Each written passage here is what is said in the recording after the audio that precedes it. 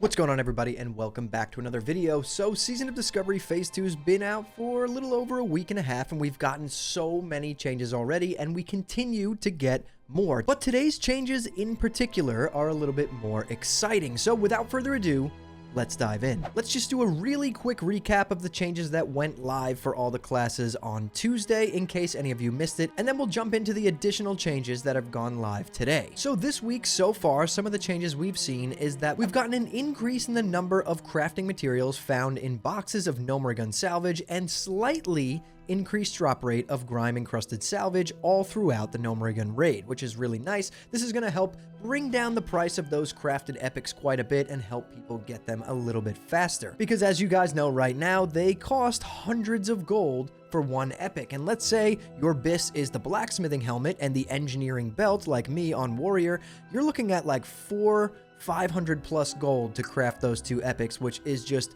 astronomical numbers of gold at this point. I don't have that. I'm sure some people do, but that's just a little bit ridiculous. So with the lockout moving on to 3 days now and upping the drop rate of these materials, it's going to help bring that price down quite a bit. So following that, for Tuesday, we've also gotten some class changes. We have the changes for Druid. We have Berserk also increases the number of targets struck by Lacerate while it's active, so it has turned Lacerate into a Cleave. We have Star Surge bonus damage to Starfire increased to 80%, up from 66%. Corrected a bug causing this bonus damage to be lower than intended at level 40, so a slight buff to Starfire. We also have Swipe now scaling with attack power, gaining 10% of attack power as damage. The threat caused by Swipe is also greatly increased, so this is going to help our bear tanks quite a bit. Then we have the Rip duration increased to 16 seconds from 12 seconds for our feral cats. For hunters, we have Raptor Strike damage when melee specialist rune is active is now normalized. So Sarth explained this really well in his last video. I'll link that below for you guys who want to figure out what normalized weapon damage is. But essentially what this means is that let's say you're using a 2.7 speed main hand weapon. Normalized damage would mean that Raptor Strike is hitting like that weapon is a 2.4 speed. So technically at the high end, yes, using slower weapons, this is like a 5% nerf to your damage. But right now, running like Vanquisher's Sword, which is a 2.2 speed, is actually a slight buff because Raptor Strike will now be hitting as if that 2.2 speed weapon is a 2.4 speed weapon. It's pretty convoluted and really weird to explain, but I suggest going and watching Sart's video. He explained it really well because I knew what it meant, but I didn't understand like the formula of like how this was calculated, and he did a really good job at explaining it. So go watch his video if you guys want to learn more about this weapon damage being normalized. But moving on down to Paladins, we have fixed an issue where Fiery Weapon Enchant and Seal of Martyrdom were triggering each other. Neither can be triggered by the other any longer. Fixed an issue where Fiery Blaze and Fiery Weapon Enchantments could trigger or be triggered by Seal of Martyrdom. Those interactions do not happen anymore as well.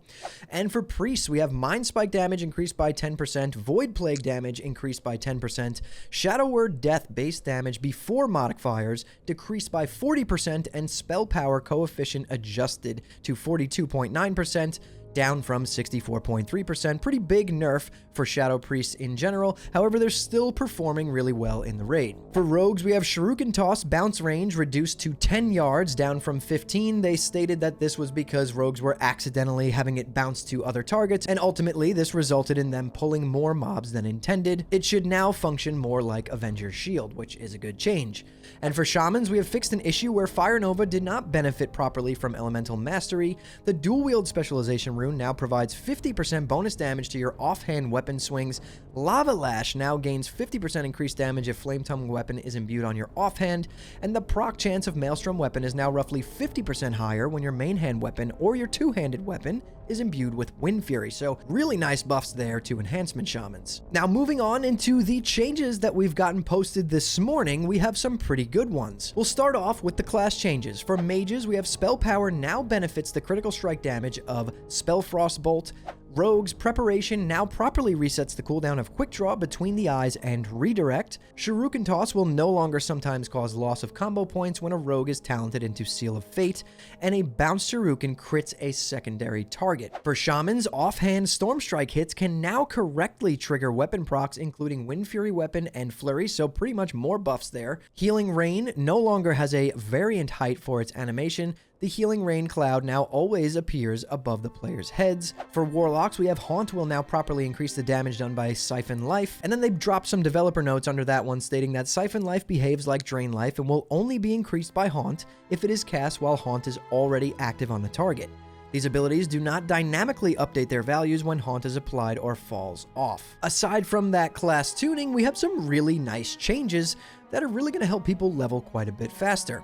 We have Elite and Dungeon quests now grant additional bonus experience. It seems like that's something they're going to be implementing here to try and incentivize people to not just spam RFK and Scarlet Monastery all the way to level 40, which I agree with.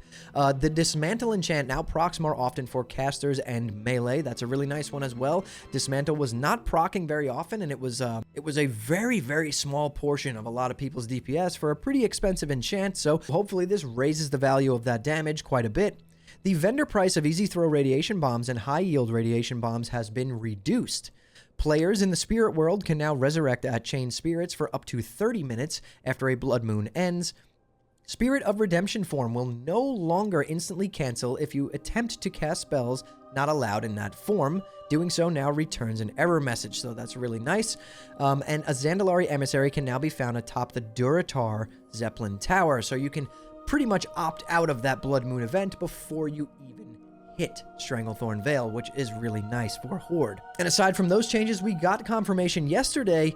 We have gotten a blue post stating that Blizzard is going to be implementing some new items specific to Classic for the Waylaid Supplies vendor reputations, which is really nice. They said, we originally planned to do this yesterday, but we hit a technical snag with some of the rewards because they are a bit unique to original WoW. It's looking like a short delay, and we're working to put the rewards in a place and share some more info about them soon. So that's really nice. Honestly, this whole time I've thought they've just completely forgotten about the Waylaid Supplies reputation.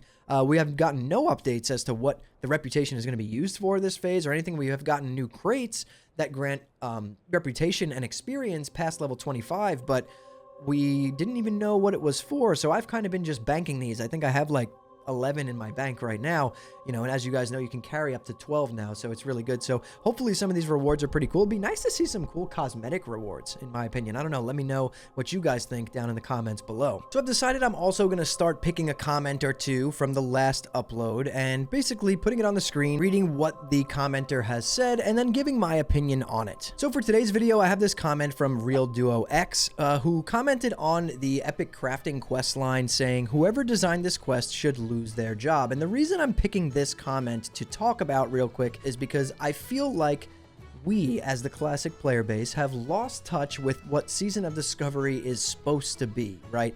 I think that a lot of people who are upset about how long the quest line takes and how tedious it is, they really don't understand that this is not designed for you to have this in the first week. We got to remember that we're playing Classic WoW, right? The entire reason people love playing Classic is because things are a long grind and because things take time, and because it takes time, you're feeling more accomplished when you get that item or that upgrade, right?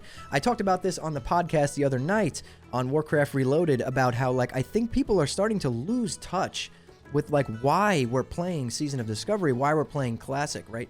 These things are not meant to be achieved day 1 or even day 3, day 4. Yes, there's going to be people who do that, right? But the majority of the player base should feel okay with taking time to farm these things. If the quest line takes you a few hours, that's fine, right? Think back to actual vanilla WoW with like the AQ quest line, all of that stuff. There's a lot bigger quest lines than this. And I personally don't think it was that bad. I really don't. I think that they should continue adding more quest lines like this, and I think this is where Classic WoW shines the best. That's why this game has been popular for 20 years, right? Before we even got 2019 Classic, people have been playing on private servers for all of these years, so people like this content. And I think it's really important to take a step back and stop feeling the FOMO and just play the game and enjoy it, right? The same goes for meta chasing. We're playing now a live version of Classic WoW. This isn't Wrath of the Lich King. This isn't Burning Crusade. We don't know exactly what the meta is going to be every phase. And even if that meta is determined in the first week, it can change on a whim. Like that. Look what happened to Druids. Look at the Shadow Priest nerf. Look at Melee Hunters right now. That you just play what you find fun. Play the class that you enjoy, because trying to chase a meta in this version of the game is going to completely burn you out. Remember, we're all playing this game to have fun, guys, and there's a reason why we love Classic. So just keep that in mind. I just wanted to take this comment and talk about it because I feel like a lot of people feel like this, but they're not thinking about it in the bigger picture as to why you're playing Classic, right? Put the FOMO aside. Don't worry about the people getting it before you. It doesn't matter. Enjoy it.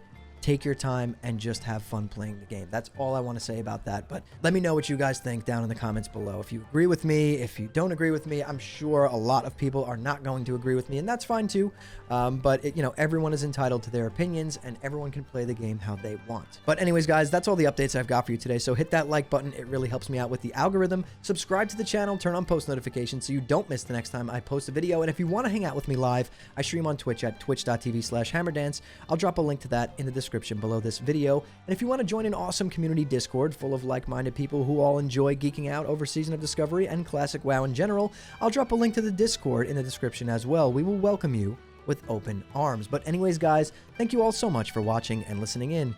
I'll see you all in the next one.